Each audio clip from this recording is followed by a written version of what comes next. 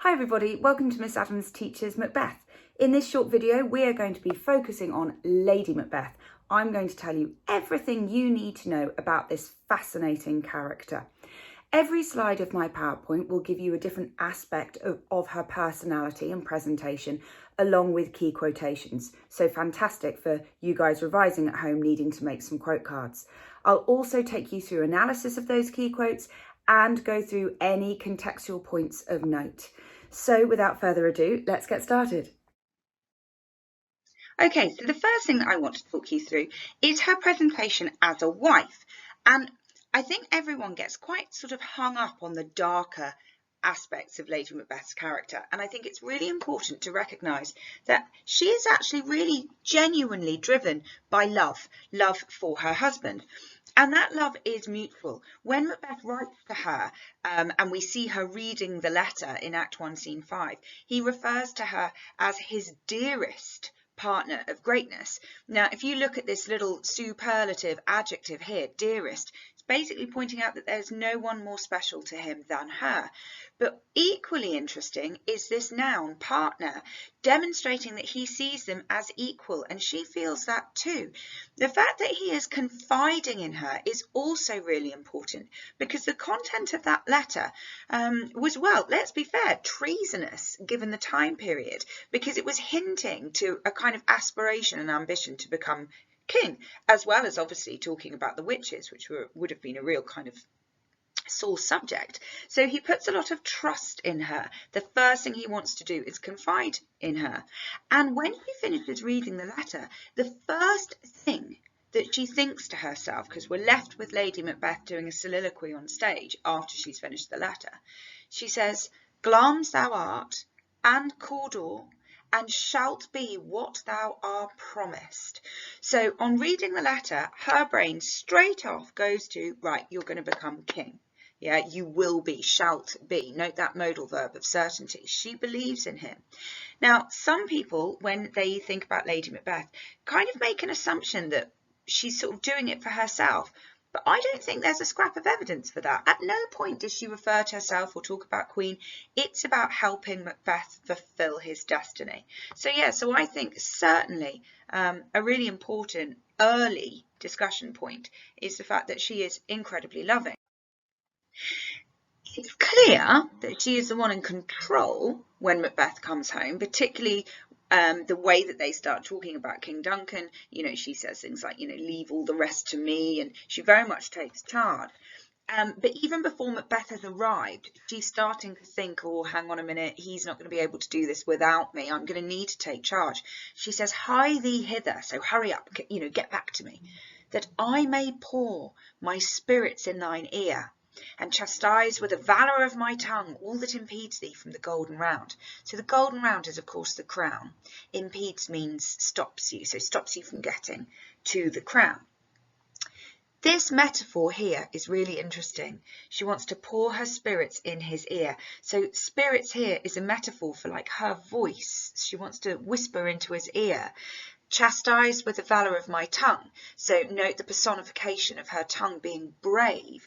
So she's like, I will whisper these brave words into your ear and help you get to the crown, or help you do it. Chastise is a really interesting verb because it's got quite negative connotations normally. Normally, if you chastise someone, you tell them off. Something that we do actually see in Lady Macbeth's character. But here, this is all very much about the idea of her helping him, push him in the right direction. There's quite a hint of negativity though as well, because one could argue that this is an intertextual link to a couple of other Shakespeare plays where poison is poured, someone is killed by poison being poured in their ear, and it also reminds me of the dark character of Iago whispering evil thoughts into Othello's ear. Another quote that demonstrates her sort of control over Macbeth is when Macbeth is doubting. This is in Act 1, Scene 7. He's decided that they're not going to go ahead, and he says, we will proceed no further in this business. And then she spends the rest of the scene kind of getting him back on side. And this is the moment where, yeah, he's kind of there, because he says, if we should fail, like, oh, doubt what would happen? Like, so he's going to her for reassurance. And then look, you've got a shared line, nice bit of form analysis there. if we should fail, we fail. So the line is shared, she repeats his words, but turning it from an interrogative sentence function to an imperative one. So sort of almost showing like disbelief that he could even believe that together they would fail.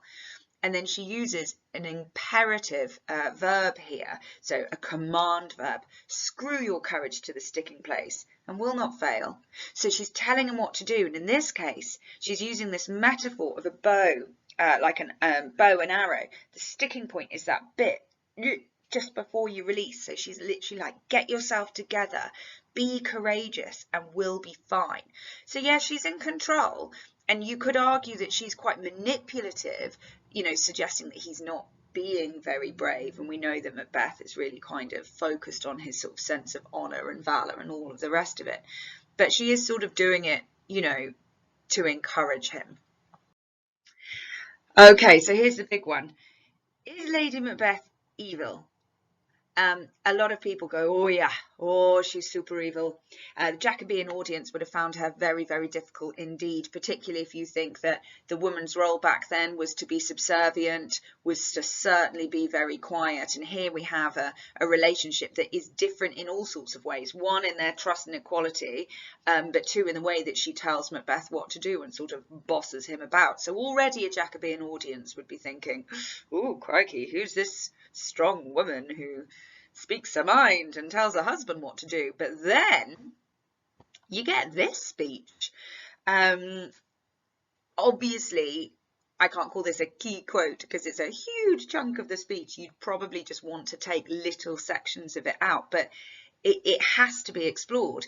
The language here, the semantic field of darkness here, and the supernatural being called upon is all putting Lady Macbeth into the, she's evil, she's got to be evil because look, you know, she's calling upon the spirits, the murdering ministers, and she's asking them to do these horrific things. Fill me from the crown to the toe, top full of direst cruelty. Check out that superlative, the worst cruelty ever possible. She wants to be full, top to toe, of the darkest, nastiest cruelty possible. She wants her blood to thicken. Check out that little metaphor. She wants her breast milk to be replaced with gall, bitter poison and bile. So yeah, crikey, we must be thinking in this moment that Lady Macbeth is super evil. However, one might question, if she is super evil, why does she need this to happen? Surely she's already ready. But actually, if you look more closely at it, she says, unsex me here, another little imperative, meaning make me less feminine. So the suggestion is that she is feminine. She needs to become less so. So she's asking for help there. Here, where she asks for her blood to thicken, it's so that the access and passage to remorse can be stopped up. So she's saying, actually, remorse flows through my veins. So what I need you to do is stop that from happening. Don't let me feel remorse. Okay, so that means that she is feminine, and it means that she does have remorse. And this bit where she asks for her milk to be taken, breast milk is a symbol of motherhood, being maternal. So that means she is maternal, she is motherly, but she needs not to be. So a slightly more sophisticated response to this scene is to say, well, hang on a minute. These are the early hints of how much Lady Macbeth is going to suffer. She is willing for her husband to take herself to a really dark place for him, to help him succeed. But actually the reality is that in her nature, she isn't dark and evil. She is someone with feelings and emotions and remorse and maternal instincts. She's just trying not to have those so that she can help Macbeth. I'm not going to take it too far. I mean, she's not great, let's be fair. She plots with her husband to kill the king. Like, I'm not saying that she, to her core, is super good. I'm just saying that there's more to her than the kind of evil Lady Macbeth. One facet of her personality, I think, is very clear, and that's the idea of her duplicity. Don't know why I've put a question mark on it. I think we can say boldly she's duplicitous. What does duplicitous mean, I hear you ask? It means like two-faced is probably the kind of way that we'd say it now. You know, she acts one way and then another way behind closed doors. She's deceitful. Look at the advice that she gives to Macbeth in Act 1, Scene 5, really early on, before they've even kind of figured out how they're going to do the deed. She tells him to look like the innocent flower, but be the serpent under it. This is such an important quote for that theme of appearance versus reality. You've got this wonderful simile here, look like the innocent flower, so all perfection and kind of beautiful and happy on the outside. Again, note she's using imperatives, so giving him instructions. But be the serpent under it. So we've gone from a simile to a metaphor, but be the serpent under it. And serpents are a symbol of, well, evil, aren't they? It goes all the way back to Adam and Eve. So you've got biblical allusion going on there as well. So she's like, be sneaky, be tricky, but look innocent. And then here is a really good example of her doing that very thing. In Act 2, Scene 3, when Duncan's dead body is found and Macduff comes out and he's like, horror, horror, horror, and he's shouting, our royal master's murdered. Her response is, whoa, alas, what in our house? And then she sort of swoons. So we can see here that she is very good indeed at playing the part and acting the part in this moment. Dismissive. Lady Macbeth comes across as very dismissive to Macbeth and Macbeth's feelings and to her own behaviours. When after Duncan has been killed and Macbeth comes back with the daggers, he's too frightened to go back to the scene. He can't bear it. And so Lady Macbeth goes off and with the daggers and smears blood all over the grooms to make them look more guilty. She comes back and she says, my hands are of your colour, but I shame to wear a heart so white. Okay, so we've got metaphor there, we've got colour symbolism. In this case, white means sickly and pale, i.e. frightened. So she's like, well, look, I'm part of the deal. I've done it as well. My hands are of your colour. They're stained with blood. But you don't see me looking frightened. So she's dismissive of his fear. She's dismissive of his guilt. And she's dismissive of what they've done. Just after this quote here, she says, a little water clears us of this deed. How easy is it then? Look at this exclamative. How she sort of like undermines the gravitas, the scale of what they've done. And what have they done? They've committed regicide. They've killed the king. This is the greatest act of treason that could ever be committed. And contextually, this is the perfect opportunity to bring in the idea of the divine right of kings. They have destroyed God's vessel on earth, wreaking chaos on the world. And she says, a little water clears us of this deed. However, again, it's very easy to go, oh God, yeah, isn't she awful? But once you've read the entirety of the play, which I'm assuming you have, you recognise that this is bravado. This isn't real, because a little water does not clean it from her hands, because, as we'll talk about later, by Act 5, she's sleepwalking and all she does is wash her hands. So super easy to go, she's evil, she's dismissive, but there is much more going on here. Now, as the play progresses and Macbeth starts to fall further and further into kind of his tyrannous ways, you start to see this distance growing between him and Lady Macbeth. What a contrast from the lady who at the very beginning of the play, was right by his side. She was the first person that he wanted to contact. And by Act 3, we see that that's not the case. She says to him, how now, my lord, why do you keep alone?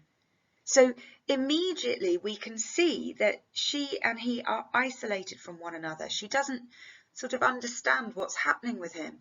And when he starts to talk about Banquo, He actually says, be innocent of the knowledge, dearest Chuck, till thou applaud the deed.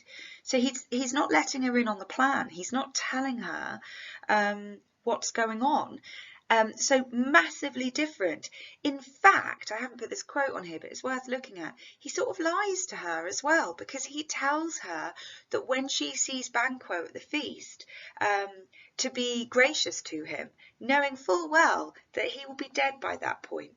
So at this stage, by Act 3, they're getting further and further and further apart.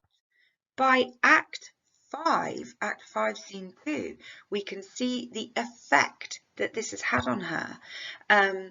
We have this scene, it's so famous, you'll know that quote, "Out, damned spot," which is the sign of her washing her hands and calling out to the blood on her hands, saying, "Why won't you go?" Harking all the way back to Act 2, Scene 2, like I said before, where she thinks that she can wash it all away. But we also learn of her fear. The gentlewoman and the doctor are watching her sleepwalk, and this is talking about the candle. She has light by her continually, 'tis her command. She can't bear to be in darkness. Now, the gentlewoman and the doctor, the gentlewoman has seen this many, many times. That means that Macbeth and Lady Macbeth are no longer sleeping in the same room. So completely and utterly isolated from each other. And the guilt of what they have done have really led her to madness. She says, "Here's the smell of the blood still. All of the perfumes of Arabia will not sweeten this little hand." So note the hyperbole there.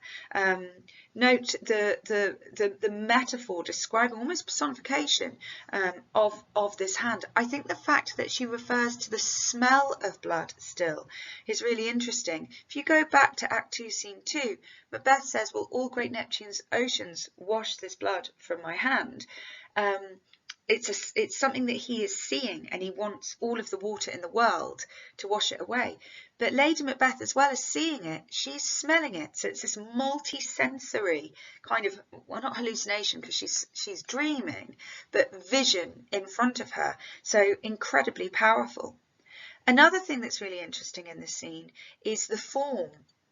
Lady Macbeth is speaking in prose in this scene, as opposed to iambic pentameter, which is what she would normally be speaking in blank verse. Shakespeare's high status, noble characters use blank verse, non-rhyming iambic pentameter, and it's the low status characters and the villains that tend to speak in prose. So here's Lady Macbeth sleepwalking, which, by the way, Jacobeans thought was a sign of the unnatural, of some kind of darkness, and she's speaking in prose. It's almost like Shakespeare has demoted her, has diminished her status at this moment where we see her for the very last time.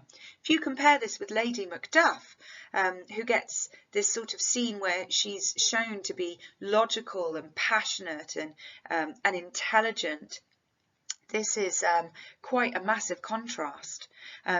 You might want to ask, is this a sort of almost punishment for her strength and her power, or her crimes, that she ends up this way?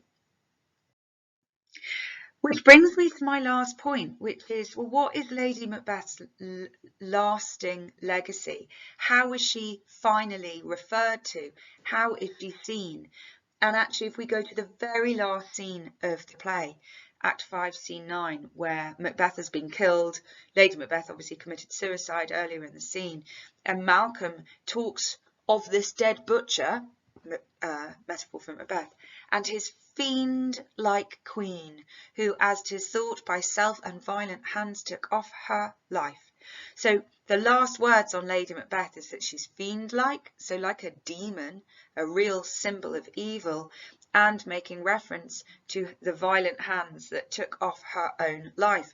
Now, obviously, at the time, suicide was considered a huge sin, because you are killing what, if you're made in God's image, which was thought prevalently at the time, you are taking that which God bestowed upon you. And so that last moment in the play, she's referred to as one of the greatest sinners and demon-like in nature, a partner of a dead butcher. And perhaps that's right, and perhaps that's an idea that you can get on board with. But I think that another interpretation is, as dark and sinister as she is, and as evil as some of her behaviours were, that doesn't mean that that is her through and through. That there is something else going on here. You know, there's the part of her that was a mother that has clearly lost her baby. We know this because she says in Act 1, Scene 7, I've given suck and know how tender it is to milk the babe who loves me. Okay, fine, she does go on to talk about how she would dash his brains to the ground if she had promised Macbeth that she would so. But we know that she has had a baby that has died. We know that she was a loving husband, loving wife to her husband. And we know that despite the fact that she said that she could do it, she actually couldn't, and that guilt sent her mad.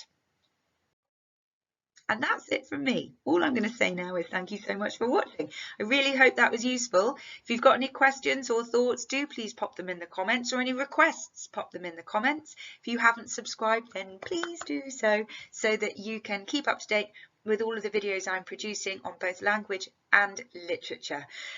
So thank you so much, and happy revising.